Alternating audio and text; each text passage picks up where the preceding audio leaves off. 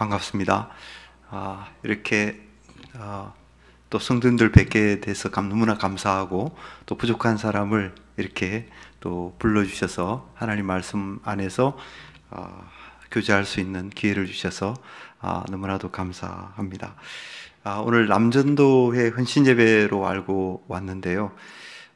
참 저와 여러분들이 이제 우리가 헌신을 하는데, 이 헌신이 바로 이제 주님께 드리는 헌신이고, 또 주의 몸된 피로 값주고 사신 이 교회에 대한 헌신인 줄로 압니다.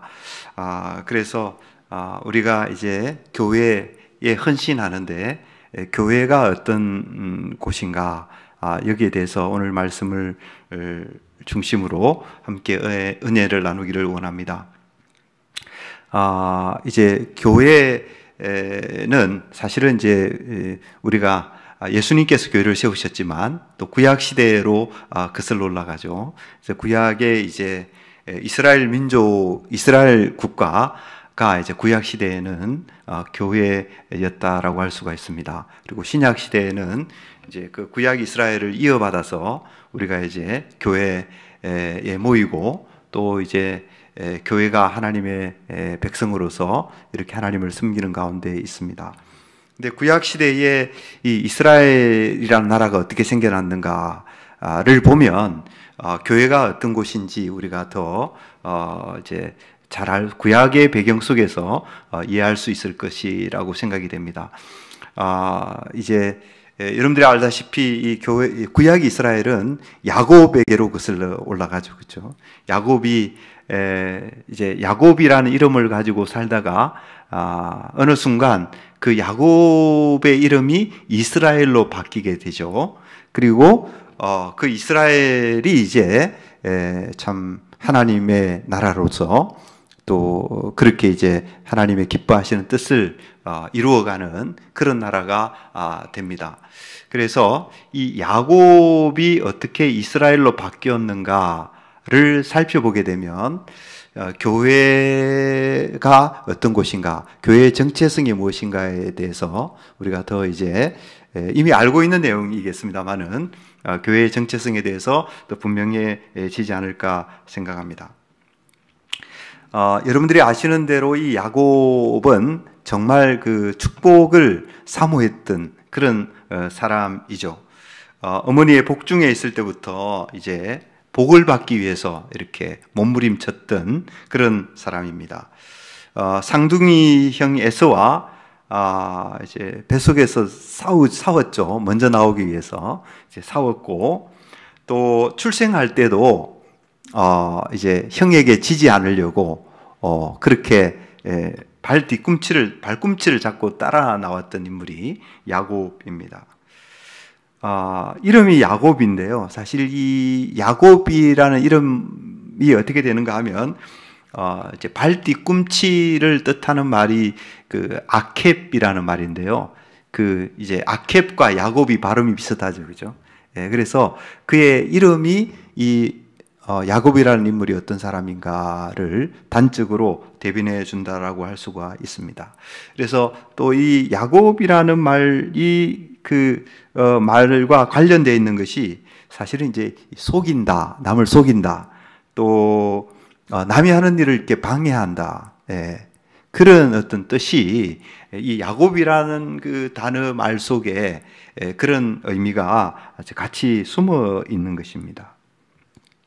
이렇게 보게 될 때 야곱이 어떤 사람인지 우리가 이제 알게 되죠. 야곱은 정말 남에게 도움이 안 되는 사람, 늘 남을 방해하는 사람, 남의 발꿈치를 잡고 늘어지는 사람, 이런 성격의 소유자가 야곱이구나 하는 것을 알 수가 있습니다.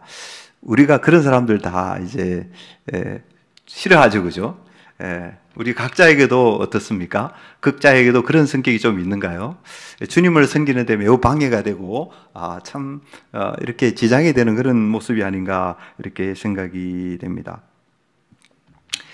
이와 같이 그 야곱이라는 이름이 그의 정체를 잘 말해줍니다. 그는 태어날 때부터 정말 악착 같은 사람이었죠. 축복을 얻기 위해서라면 무슨 짓이든지 할 수 있었던 사람이었고요. 형과 더불어서 사울뿐만 아니라 정말 야비하게 정말 팥죽 한 그릇으로 형을 속여서 장자의 명분을 빼앗는 그런 사람이었습니다. 뿐만 아니라 눈이 어두운 아버지를 속여서 형에게 가야 될 축복을 가로채는, 눈이 어두운 아버지를 이용해서 그런 일을 했던 사람입니다. 그런데 이런 사람이 정말 그 아브라함의 축복을 이어받는 언약의 후사가 되었지 않습니까? 그런 것을 보게 될 때 정말 참 놀라운 일이다. 우리 하나님이 하시는 일은 정말 알 수가 없다. 그런 생각까지 우리가 하게 됩니다. 사람들 중에서도 가장 미움을 받고 사귀기 싫고 좀 그런 부류의 사람인데요. 그런 사람이 이렇게 복을 받는 사람, 언약의 후사가 되었다 하는 것이죠. 근데 이 문제투성이 야곱이 어떻게 축복을 받을 수 있었을까 하는 것이 이제 중요한 이야기가 되겠습니다. 이 남을 속이고 스스로 복을 쟁취하고자 했던 야곱이 이스라엘로, 오늘 우리가 말하자면 성도이죠. 교회의 어떤 구성원으로 어떻게 이런 사람이 성도가 되고 교회의 구성원이 될 수 있었는가 하는 것입니다. 오늘 우리가 읽은 본문 속에 이 질문에 대한 답이 주어져 있는데요. 본문의 배경은 이러합니다. 야곱은 이제 아버지 이삭에게서 속임수로 장자의 축복을 받아낸 뒤에 이제 밧단 아람에 있는 외삼촌 집으로 도망을 가게 되죠. 형 에서의 분노가 이만저만이 아니었기 때문에 그랬습니다. 집에 머물러 있다가는 언제 그 형에게 죽을지 모르기 때문에 목숨의 위협을 느낀 거죠. 그래서 도망을 쳤습니다. 그래서 이 밧단 아람 외삼촌 집에서 오랫동안 머물게 되고요. 그곳에서 결혼을 해서 가정을 꾸리고 또 열심히 일해서 많은 재산을 모으게 됩니다. 그 성격이 그래서 그런 것 같아요. 열심히 일해서 많은 소유를 얻게 되었습니다. 물론 그 과정이 평탄한 것만은 아니었습니다. 그렇지만 야곱은 성공을 거두어서 큰 성공을 거두고 큰 부자가 되어서 그래서 마침내 이제 부모님이 있는 고향 땅으로 돌아오게 됩니다. 그런데 고향으로 돌아오는 도중에 이 야곱이 생각해 보니까 아무래도 마음속에 걱정이 되는 겁니다. 왜냐하면 아직 그 형과의 화해가 이루어지지 않았기 때문입니다. 형이 지금 어떤 상태일까? 그게 마음속에 이제 큰 부담이 되었다라는 것이죠. 계산에 빠른 이 야곱은 먼저 사람들을 보내어서 그 상황을 알아보고자 했습니다. 근데 이게 웬일입니까? 형이 벌써 야곱의 소식을 듣고 이렇게 맞으러 나오고 있다는 그런 이야기가 들려오는 것입니다. 그것도 400명이나 되는 군사들을 이끌고 말입니다. 400명이나 되는 동생을 맞이하러 오는데 왜 그 많은 군대를 이끌고 왔을까요? 이 소식을 전해들은 야곱은 그만 충격에 사로잡힙니다. 그렇죠? 오늘 32장 7절에 보니까 이렇게 되어 있습니다. 야곱이 심히 두렵고 답답하여, 그렇게 되어 있습니다. 이해가 되죠, 그죠? 우리도 만약에 그런 상황이었다면 정말 두려웠겠죠. 형하고 이렇게 화해가 안 이루어졌는데 그 형이 400명이나 되는 군사를 이끌고 온다고 하니 얼마나 두려웠겠어요. 그래서 이 야곱이 이제 할 수 있는 일이 무엇이었겠습니까? 정말 형의 마음을 누그러뜨리기 위해서 최대한의 노력을 기울이는 그 길밖에 없었습니다. 그래서 형에게 선물을 보내기로 결정을 합니다. 엄청난 양의 선물을 보내는 것을 볼 수 있는데요. 여러분들 정말 엄청난 양인데 550마리나 되는 짐승을 선물로 보냅니다. 그때는 이제 재산이 짐승이었기 때문에 그랬겠죠. 그런데 이 550마리의 짐승을 선물로 보내는데 한 번이 아니고요, 여러 차례 나누어서 선물을 보내는 것을 볼 수가 있습니다. 여러분들, 사람의 마음이 좀 간사하지 않습니까? 그렇죠? 많은 선물을 한꺼번에 받을 때는 감사하지만 금방 잊어버리거든요. 예. 그래서 이 야곱이 그걸 잘 알았던 것 같습니다. 그래서 한꺼번에 550마리를 다 보내지 않고 그걸 나누어 가지고 이렇게 순차적으로 보내는 거예요. 예. 그런 일을 합니다. 그런데 야곱은 이 선물을 보내고 나서도 마음속에 안심이 안 되었습니다. 그래서 하나님께 기도를 드리게 됩니다.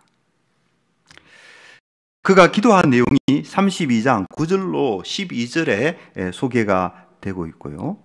이 기도에서 우리가 주목해야 될 내용이 있는데 두 가지를 주목하게 됩니다. 야곱이 드리는 기도를 살펴보면은 먼저 자신의 무가치함을 고백을 하고 있고요.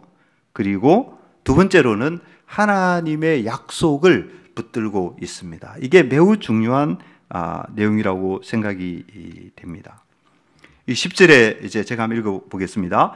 나는 주께서 주의 종에게 베푸신 모든 은총과 모든 진실하심을 조금도 감당할 수 없사오나. 자기의 부족함을 말하고 있죠, 그죠? 이 모습은 어떻습니까? 축복을 위해서라면 수단과 방법을 가리지 않던 과거 야곱의 모습과는 다릅니다. 그렇죠? 과거 야곱의 모습과는 달라요.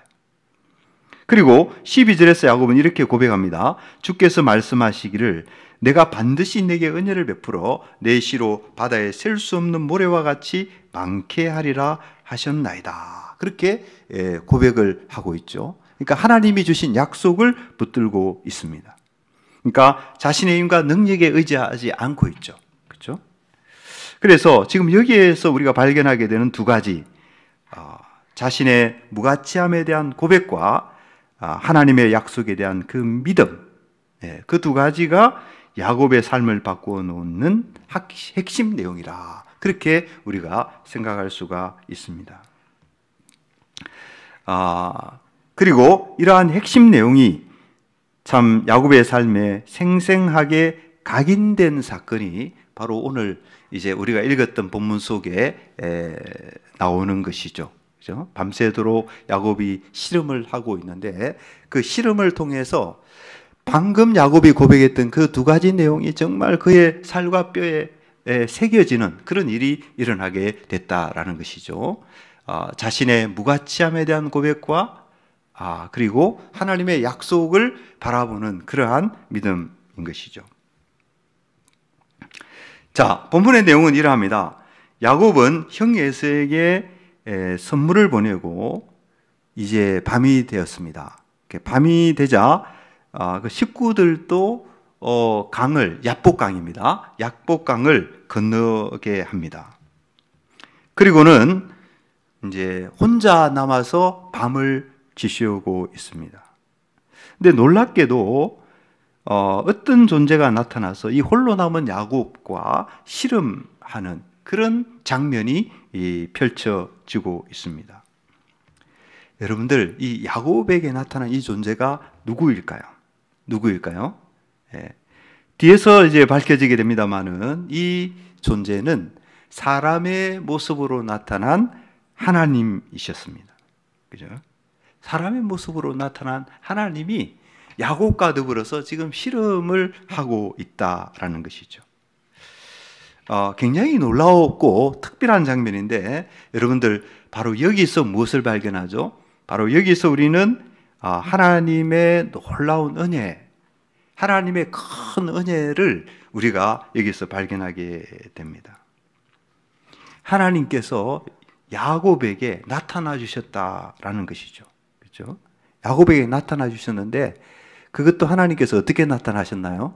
내가 하나님이다 하고 그렇게 나타난 게 아니죠. 그렇죠? 하나님께서 자신을 지극히 낮추셨습니다. 인간의 모습으로. 야곱이라는 인간이 한번 실험해보자 라는 생각을 가질 정도로 하나님께서 자신을 정말 지극히 낮추어서 인간의 모습으로 그렇게 나타나 주셨다라는 것이죠. 그죠?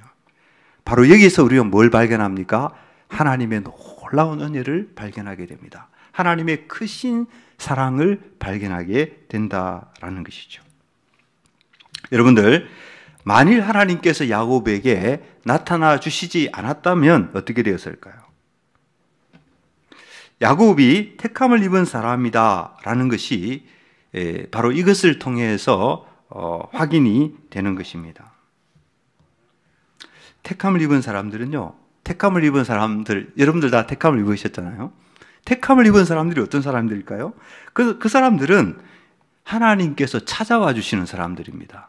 그렇죠? 예. 우리가 먼저 하나님을 찾아가는 것이 아니라 우리가 아직 죄인 되었을 때 하나님께서 먼저 찾아오시죠. 그래서 하나님이 찾아와 주시는 사람들이 바로 택함을 입은 사람들인 거예요. 그들에게 어떤 공로가 있어서 그런 것이 아닙니다. 야곱에게 무슨 공로가 있습니까? 그렇죠? 야곱의 삶을 보면 아무 공로가 없는 사람입니다. 이 야곱은 정말 일생 동안 속임과 거짓에 익숙한 사람이었어요. 남을 속이고 남을 방해하고 자기가 출세하기 위해서 그렇게 하고 그런 삶을 살았던 사람입니다. 그래서 이런 야곱을 두고 이사야 선지자가 뭐라고 얘기하죠? 이사야서 41장 14절에 보면은 버러지 같은 야곱이다. 야곱을 가리켜서 버러지 같은 야곱이다 이렇게 말하고 있는 것을 볼 수가 있습니다. 그런데 이 야곱에게 무슨 일이 일어난 것이죠? 하나님께서 그 사람에게 찾아와 주셨다는 거예요. 하나님이 모른 채 하지 아니하시고 하나님께서 버려두시지 아니하시고 하나님께서 그러한 사람에게 찾아와 주셨다라는 것입니다. 이것이 바로 택함을 입은 사람들이 누리는 은혜이고 특권이고 영광이 되는 것이죠. 여러분들, 하나님께서 이와 같이 자기 백성에게 찾아오십니다. 애굽에서 고난받는 이스라엘 백성들을 하나님이 어떻게 하셨나요?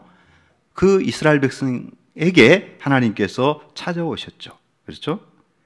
지금도 마찬가지입니다. 지금도 하나님은 택함을 입은 자녀들을 찾아오세요.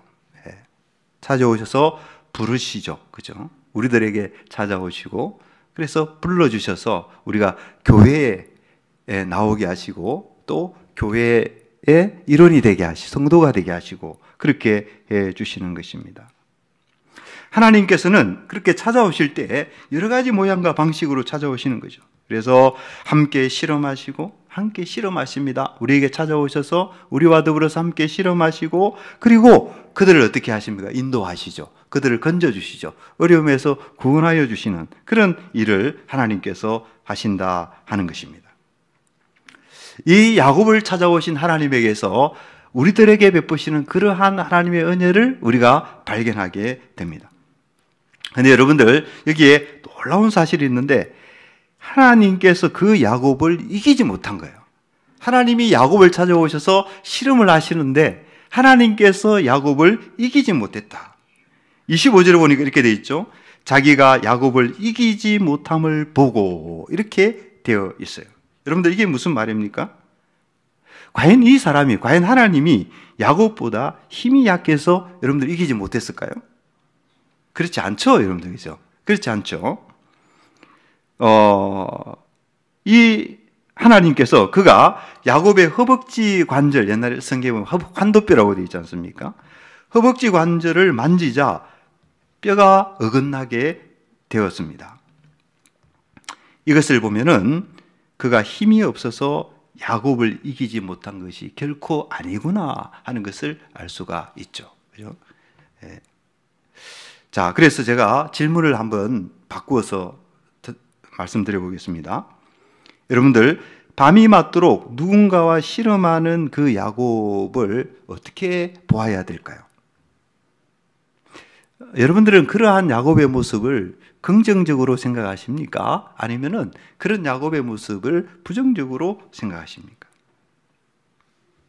만약에 그 야곱의 모습을 우리가 본받을 만한 그러한 모습이라고 한다면요, 왜 야곱의 허벅지 관절, 이 환도뼈가 어긋나는 그런 일이 일어났을까요?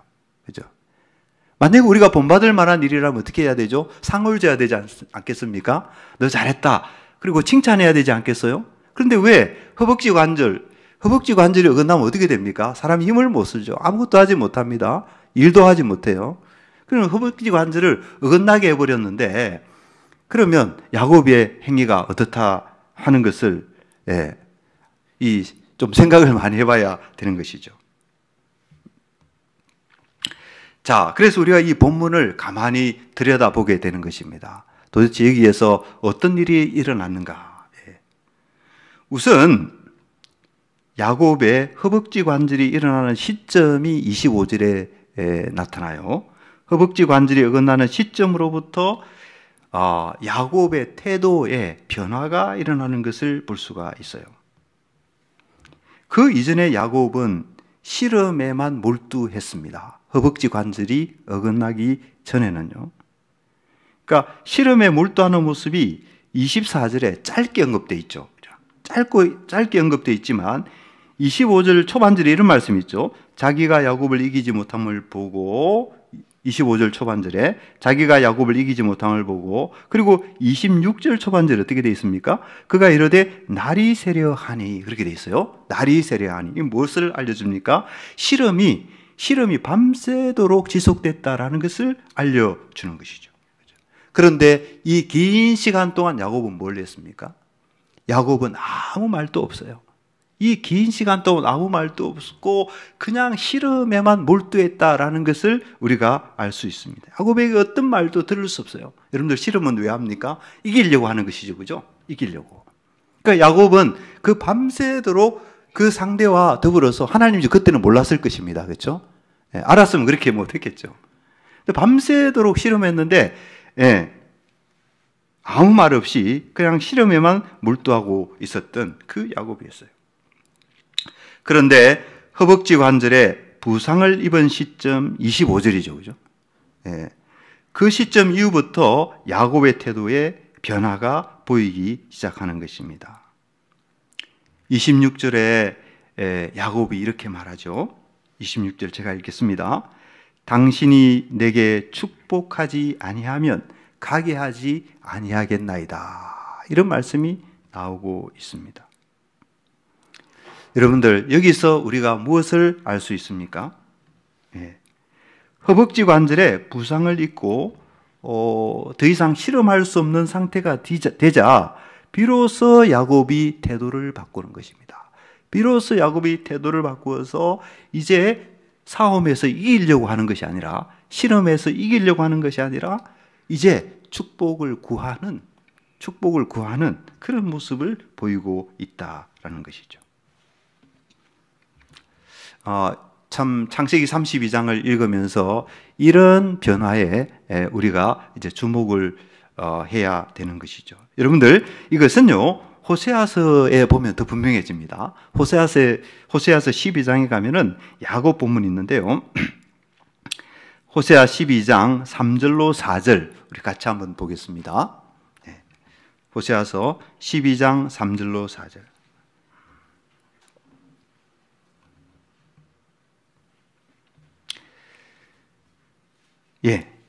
찾으셨으면 같이 우리 한 목소리로 한번 읽겠습니다. 시작. 야곱은 모태에서 그의 형의 발 뒤꿈치를 잡았고 또 힘으로는 하나님과 겨루되 천사와 겨루어 이기고 울며 그에게 간구하였으며 하나님은 베델에서 그를 만나셨고 거기에서 우리에게 말씀하셨나니. 이렇게 되어 있습니다. 여러분들, 이 말씀을 보면은 3절과 4절이 대조를 이루고 있다라는 것을 알 수가 있어요. 자, 3절에 보시면 모태에서 그의 형의 발 뒤꿈치를 잡았고 돼 있죠. 이거는 어떻습니까? 부정적인 모습이죠. 그죠? 지지 않으려고, 이기려고 하는. 그러니까 언약 백성답지 않고 성도답지 않는 모습이죠. 아주 세상적인 사람의 모습과 똑같습니다. 형의 발 뒤꿈치를 잡고, 그 다음에 또 어떻게 돼 있죠? 힘으로는 하나님과 겨루되. 여기에 어떻게, 무엇으로 겨루었죠? 힘으로 겨루었다라는 것입니다. 그러니까 이 겨루음이 어떤 성격이라는 것을 잘 말해주고 있는 것이죠. 그것은 아주 육체적이고 아주 세속적이고 아주 인간적인 그러한 것을 잘 말해주는 것입니다. 그죠? 그래서 3절은 정말 형의 발 뒤꿈치를 잡는 그 일과 하나님과 겨루는 그 일이 성질이 같다라는 것입니다. 그죠? 성질이 똑같이 세속적이고 인간적이고 그저 자기의 욕심을 쫓아 살아가는 그러한 모습을 대변해주고 있다라고 볼 수 있고요. 4절은 뭐냐면 4절은 이제 이 야곱이 변화된 모습입니다. 여기에 울며 간구하였다 그런 말씀이 나오죠. 그죠? 그리고 동시에 하나님은 베들레헴에서 그를 만나셨고 거기에서 우리에게 말씀하셨다. 그러니까 울며 간구한 내용과 하나님을 만난 내용이 같이 나와 있죠. 그렇죠. 그래서 그것은 아주 우리가 이제 하나님의 백성들에게서 나타나는 하나님의 백성에게 이 가져야 될 그러한 모습이라고 우리가 볼 수가 있을 것입니다. 그래서 이제 이 정리를 해보면은 이 호세아 본문은 힘으로 하나님과 겨루는 야곱과 울며 하나님께 간구하는 그 야곱을 분명히 대조하고 있습니다. 그렇죠? 힘으로 하나님을 겨루는 야곱과 울며 하나님께 간구하는 그 야곱의 모습이 어떻게 된 것이죠? 그날 밤에 일어난 것이 그날 밤에. 예. 자, 이러한 대조는 명백히 야곱의 태도 변화를 의미하는 것입니다. 그러니까 야곱은 하나님과 겨루는 자의 모습에서 어떻게 된 것입니까? 하나님과 겨루고 실험하고 이기려고 하고 다투려고 하고 하는 그러한 자의 모습에서 태도를 완전히 180도 바꾸어서 하나님께 울며 구하는 간구하는 그러한 자세로 바뀌었다. 여러분들 이 태도 변화가 나타나는 그 계기가 무엇이죠? 계기가 무엇입니까? 네. 앞에서 제가 말씀드렸던 것처럼 그 태도 변화의 계기는 허벅지 관절이 어긋나는 사건이었던 것입니다. 네. 환도뼈가 관절이 어긋나고 그래서 더 이상 힘을 쓸 수 없게 되었다라는 것이죠. 이것이 결정적인 계기가 되었던 것입니다. 힘의 원천이던 그 관절에 손상을 입고서야 야곱은 비로소 어떻게 됩니까? 씨름하는 자의 모습에서 울며 간구하는 자의 모습으로 180도 이렇게 태도의 변화를 가지게 되었다 하는 것이죠. 자, 지금까지 살펴본 바를 정리하면 어떻게 되죠, 여러분들? 지금까지 살펴본 내용을 정리하면 이 창세기 32장에 묘사된 그 야곱의 실험은 사실은 부정적으로 이해돼야 됩니다. 우리가 찬송가 가운데 옛 야곱이 천사와 실험하던 그 믿음을 주옵소서 이렇게 찬송 부르죠. 좋은 찬송입니다. 그죠? 좋은 의미에서 그런 찬송을 부르고 또 우리도 그런 찬송을 부를 수 있죠. 그러니까 부르면서 하나님 앞에 믿음을 구하는 자세로 그렇게 찬송을 부를 수 있을 거예요. 많이 부를 수 있을 거예요. 그러나 사실은 성경을 가만히 들여다보면은 야곱이 이렇게 밤새도록 실험한 그 태도는 사실은 그런 참 부정적으로 봐야 되는 그런 요소가 그 속에 있다라는 것이죠. 이 실험에서 우리는 야곱이 어떤 사람이었는가를 엿볼 수가 있습니다. 어떻게 인생을 살았는가? 그가 어떤 성격의 소유자인가? 그가 누구인가를 단적으로 보여주는 것이죠. 이 야곱은 정말 어떤 사람이죠? 자기 힘을 믿고 그 힘에 의존하여서 살았던 그런 사람이었습니다. 이 야곱은요, 평생 동안 실험하는 사람이어서 어떻게 보면은 형 에서와 더불어서 실험하였고, 아버지 이삭과 더불어서 실험하였고, 또 저기 바단 아람에 가서는 라반 외삼촌과 더불어서 실험한 사람이었습니다. 그런데 이 실험하는 삶을 살았는데 그 삶 속에서 야곱은 사실상 하나님과 더불어 실험하고 있었다고 해도 과언이 아닌 것입니다. 어떤 사람과 이렇게 지내고 어떤 사람과 더불어서 이렇게 일을 하고 어떤 사람과 더불어서 이렇게 실험하고 이렇게 하는데요. 사실은 그 실험의 본질을 들여다보면 그것은 사실은 하나님과 실험하는 것이다. 이렇게 우리가 또 이해할 수가 있는 것이죠. 우리가 누군가와 더불어서 사귀는데요.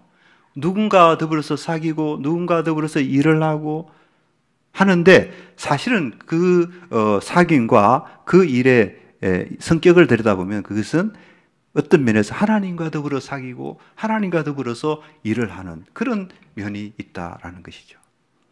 우리가 교회를 섬기고 우리가 이제 남전도회나 여전도회나 여러 차원에서 교회를 섬기는데 교회를 섬기는데 사실 그것은 무엇입니까? 하나님을 섬기는 일이죠. 하나님을 섬기는 일입니다.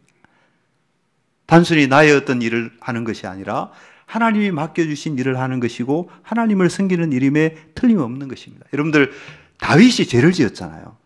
다윗이 바세바와 더불어서 죄를 지었는데 시편에 가보면은 다윗이 어떻게 고백을 하죠? 다윗이 내가 주께만 범죄하여 그렇게 고백하는 것을 볼 수가 있다라는 것입니다. 그래서 우리가 인간과 관계하고 인간과 어떤 일을 해 나갑니다만은 사실은 그것만 보면 안 되죠. 그것만 보면은 그것은 겉만 보는 것이고 표면적으로만 이해하는 것이죠. 그래서 인간과 어떤 일을 하는 그 이면 속에는 사실은 뭡니까?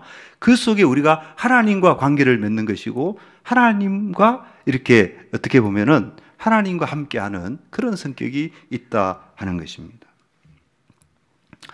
그래서 야곱이 사실 보면은 이제 자기 아버지를 속이고 또 형 에서를 속이고 그렇게 하는 그런 삶을 살아왔는데요. 그런 차원에서 보면은 야곱은 사실은 하나님을 속이고 하나님과 실험하고 그런 삶을 살아온 것으로 그렇게 우리가 볼 수가 있는 것입니다. 야곱은 언제나 이 실험에서 이겼습니다. 그만큼 이 야곱은 실험에 자신 있는 사람이었어요. 그의 지략과 모략, 그의 속임수와 책략, 또 그의 굳은 의지력, 그것은 정말 당할 자가 없을 정도였던 것입니다. 심지어 하나님까지도 아집으로 똘똘 뭉친 그 야곱 앞에서 이길 수 없을 정도였던 것입니다. 이게 바로 인간 야곱이었던 것이죠. 그리고 본문 24절에 묘사되고 있는 이 실험은 이런 인간 야곱의 모습을 여실히 보여주고 있습니다. 한편으로는 이 밤새도록 누군가와 실험하는 그 야곱이 대단한 존재로 보일 수도 있겠죠. 그러나 아닙니다.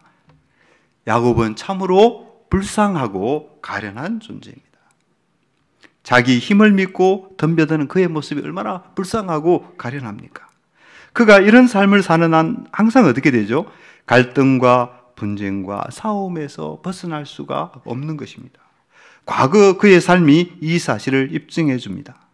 무엇보다도 자기 힘을 믿고 사는 사람은 하나님과 친밀한 관계를 누릴 수가 없습니다. 그런 사람의 삶은 언제나 하나님과 실험하는 것과 다를 바가 없습니다. 성도 여러분, 우리가 살아가면서 하나님과 실험하면 되겠습니까, 여러분들? 그죠?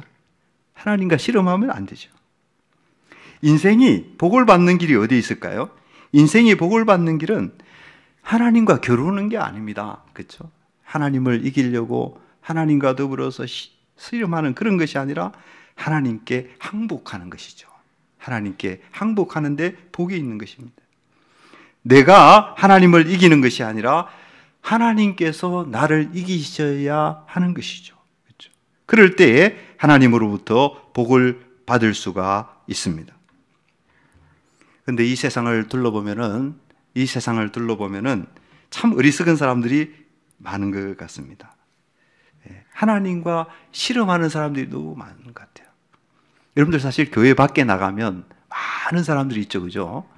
근데 사실 그 많은 사람들의 삶을 들여다보면 다 똑같은 것 같아요. 그 사람들은 다 하나님과 실험하고 있습니다, 어떻게 보면. 교회 안에 나온 우리들은 누굽니까? 그 하나님 앞에 항복하고 나온 사람들이죠. 그렇죠. 근데 교회 나오지 않고 세상에서 이렇게 자기 힘을 믿고 살아가는 사람들은 그 삶 속에서 사실은 하나님과 더불어서 실험을 하고 있다. 얼마나 안타까운 일인지. 내 욕심과 내 생각을 앞세우고 내 힘과 능력을 믿고 살아가는 사람들, 그런 사람들. 그런 사람들은 다 어떤 면에서 야곱이다. 그런 사람들의 이름은 다 야곱이다. 이렇게 우리가 부를 수가 있을 것입니다.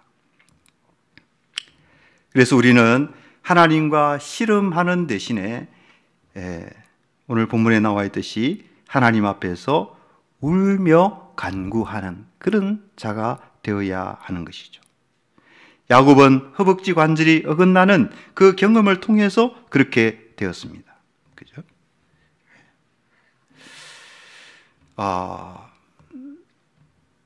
사랑하는 성도 여러분, 우리에게도 이런 변화가 필요합니다.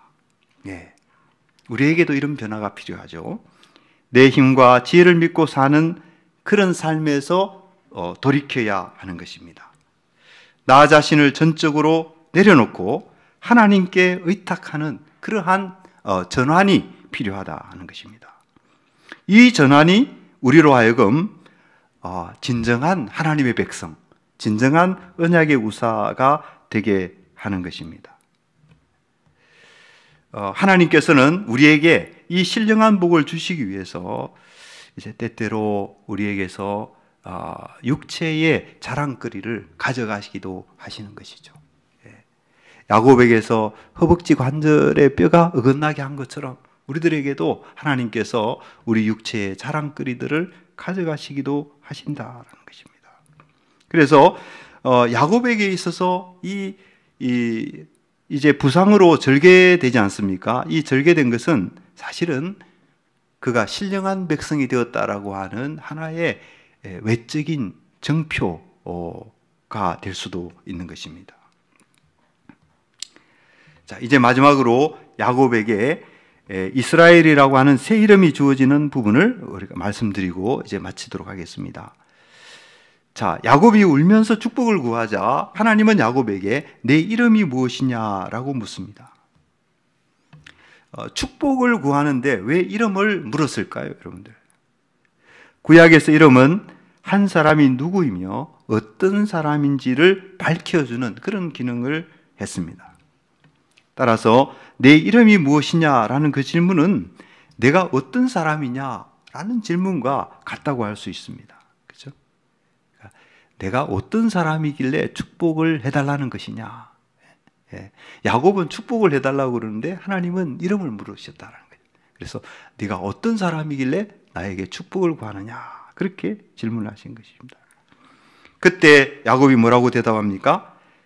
제 이름은 야곱입니다. 그렇게 대답을 하죠. 이 대답의 의미는 이것입니다.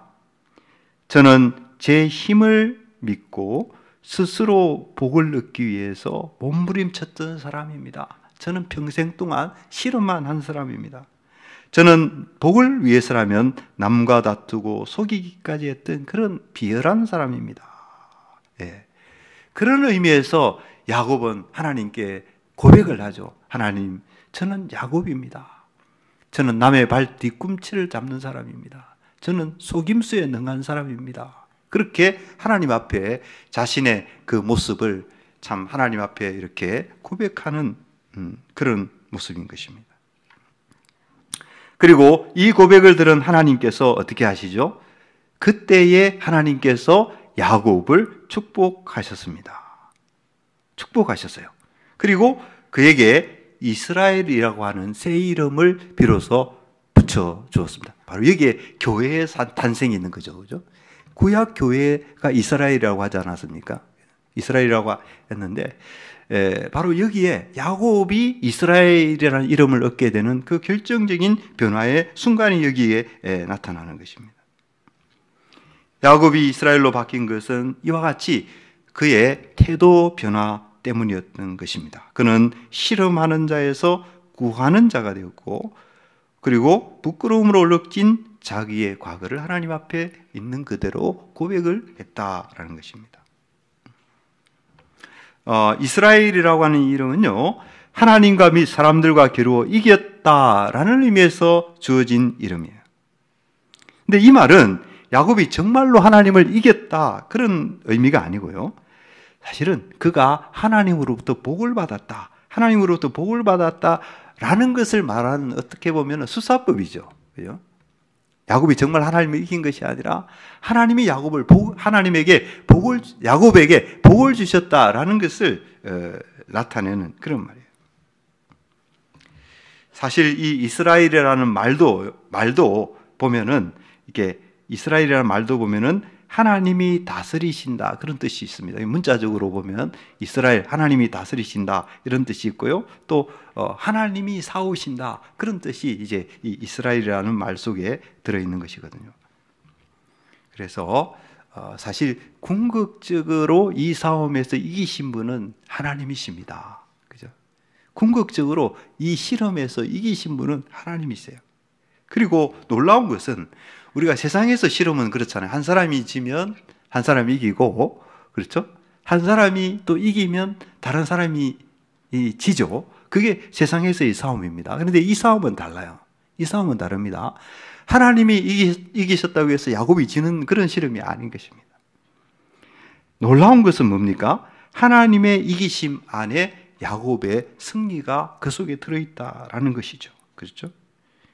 그리고 만일 하나님이 이 싸움에서 이기지 않았다면 야곱은 어떻게 됐을까요? 영원한 실패자로, 영원한 패배자로 남았다라는 것입니다. 야곱이 하나님 앞에서 울며 간구하는 그런 모습을 보였을 때 하나님께로부터 복을 받았죠. 그렇죠? 근데 야곱이 끝까지 고집을 피우다가 끝까지 실험하는 태도를 갖다가 그렇게 됐으면 어떻게 됐습니까? 그렇게 됐으면 복을 못 받았겠죠. 복을 못 받았지 않겠습니까?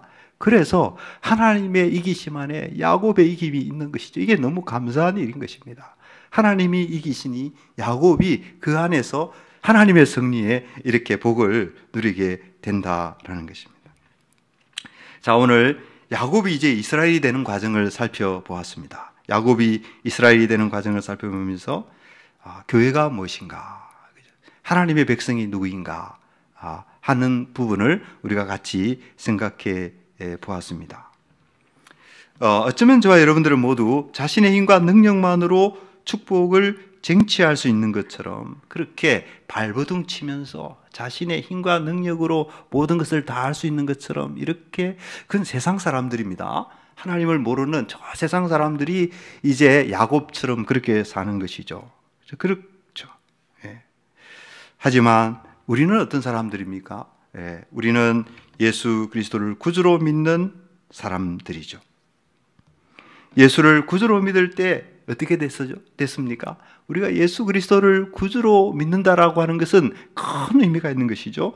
예수 그리스도를 구주로 믿을 때에 야곱과 같은 우리의 본성이 다 이렇게 죽게 된 것입니다. 야곱과 같이 아집으로 똘똘 뭉쳐져 있는 우리의 자아가 사실은 예수를 믿는다라고 했을 때는요, 예수를 믿는다라고 했을 때는 그런 것을 의미하는 것이죠.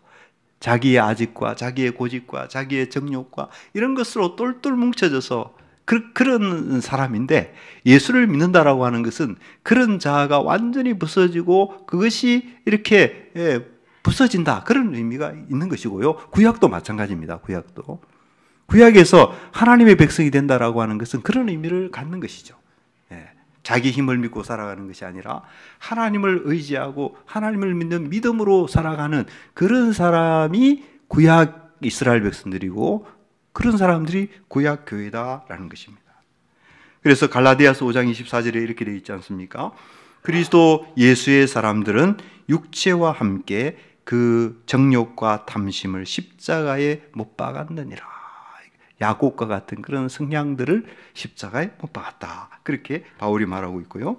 고린도후서 5장 17절에 보면 그런즉 누구든지 그리스도 안에 있으면 새로운 피조물이라 이전 것은 지나갔으니 보라 새 것이 되었도다. 바울 사도께서 그렇게 우리에게 가르쳐 주고 있습니다. 그리스도와 예수 안에 있는 우리는 새로운 피조물이고 새로운 이스라엘입니다. 그래서 이게 이제 성도들이고 이게 우리 교회 다니는 사람들이고 또 이게 하나님 앞에 헌신하는 그런 헌신자의 모습이죠. 그렇죠? 이런 신분에 합당한 사람이 되려면 정말 육체적인 그 인간적인 지혜와 힘을 다 내려놓아야 됩니다. 육체적이고 인간적인 힘을 부인하고 하나님을 믿고 의지하는 그런 태도를 가져야 되는 것이죠. 그리고 하나님과 겨루려고 해서는 안 됩니다. 하나님과 겨루고 하나님과 씨름. 그러니까 하나님과의 겨루음과 씨름은 보통 사람과의 겨루음과 씨름으로 나타납니다. 그죠? 사람과의 겨루음과 씨름 속에 하나님과 겨루는 그런 태도가 나타난다라는 것이죠. 그래서 하나님과 겨루려고 하는 대신에, 하나님과 자꾸 씨름하려고 하는 대신에 어떻게 해야 됩니까? 그분께 엎드리고 그분께 울고 그분께 간구하는 그런 자세를 가져야 될 줄로 아는 것입니다. 우리가 죄인이기 때문에, 너무 우리가 부패한 인생들이기 때문에 하나님 앞에 이렇게 울며 간구하는 이러한 모습이 특별히 많이 필요할 줄 압니다. 하나님께 울며 간구하는 그러한 삶이, 그러한 태도가 우리에게 특별히 더 많이 필요하지 않을까, 이렇게 생각이 돼요.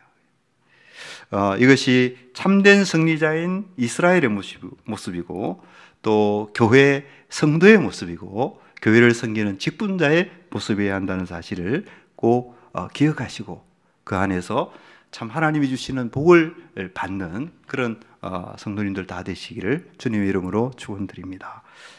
기도하겠습니다.